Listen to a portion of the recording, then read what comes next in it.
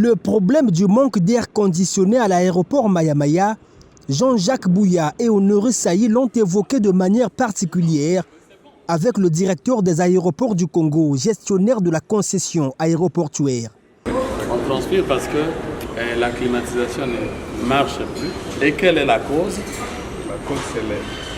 On avait 3 groupes de production d'eau glacée.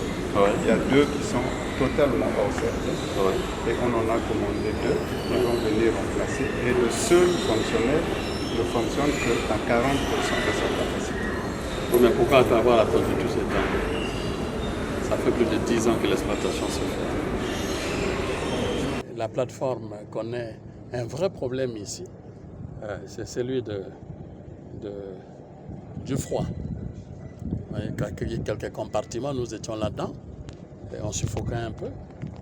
Et donc, la climatisation ne fonctionne pas à certains endroits. Nous avons vu qu'effectivement, un calendrier, un chronogramme et une volonté se présentent de pouvoir corriger, mais ça aurait pu être fait avant.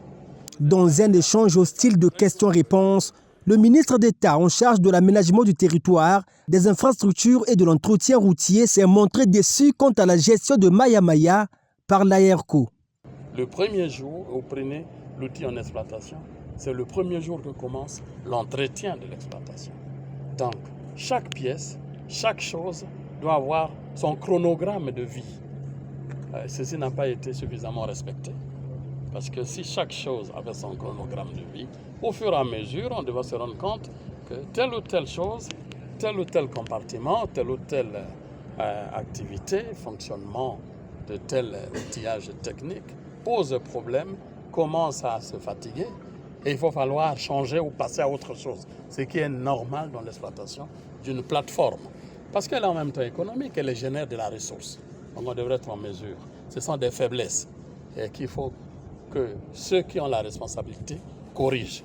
Presque sonnée par les ministres, la nouvelle équipe dirigeante de la compagnie concessionnaire a rassuré les 2 membres du gouvernement que les travaux de réhabilitation du circuit de climatisation devraient démarrer dans les mois qui suivent. En un peu plus de 10 ans d'existence, Maya-Maya a perdu 60% de sa chaîne de froid, rendant presque invivable le plus prestigieux des aéroports du Congo.